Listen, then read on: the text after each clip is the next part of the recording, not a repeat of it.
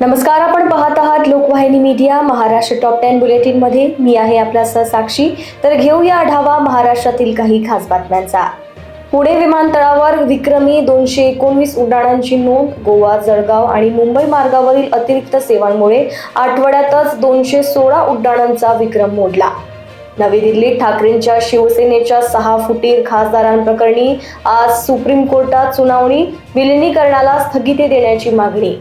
गोसेखुर्द धरणातून मध्यरात्री पाण्याचा विसर्ग वाढवला. 15 गेट अर्धा मीटर उघडे. 65,261 क्युसेक पाण्याचा विसर्ग. नदीकाठच्या नागरिकांना सतर्कतेचा इशारा. पुणे महापालिकेच्या आणखी 8 शाळा खासगी संस्थेला देण्याचा प्रस्ताव. प्रति विद्यार्थी 29,000 रुपये खर्च. पीक विमा भरण्याची आज अंतिम मुदत. सर्व्हर स्लोमुळे शेतकऱ्यांची धावपळ. आतापर्यंत 1.93 लाखांहून अधिक शेतकऱ्यांनी भरला विमा. उल्हासनगरमध्ये मेट्रो येण्यापूर्वीच श्रेयवादाची लढाई. भाजप शिवसेना आमने सामने. आमदार कुमार आयलानींचा मेट्रोसाठी पाठपुराव्याचा दावा.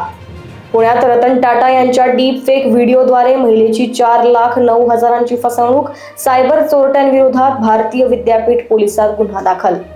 कल्याणमध्ये भटक्या कुत्र्याचा धुमाकूळ. अवघ्या 7 तासात 125 ते 130 नागरिकांना चावा. 11 वर्षीय मुलगी गंभीर जखमी. परिसरात भीतीचे वातावरण.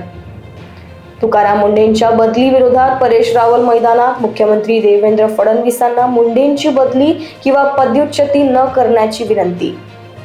जळगाव जिल्ह्यातील पाटणादेवी पर्यटन स्थळी धवल तीर्थ धबधब्यात बुडून 23 वर्षीय तरुणाचा मृत्यू. सध्यासाठी एवढंच. अशाच खास बातम्यांसाठी बघत रहा लोकवाहिनी मीडिया. नमस्कार.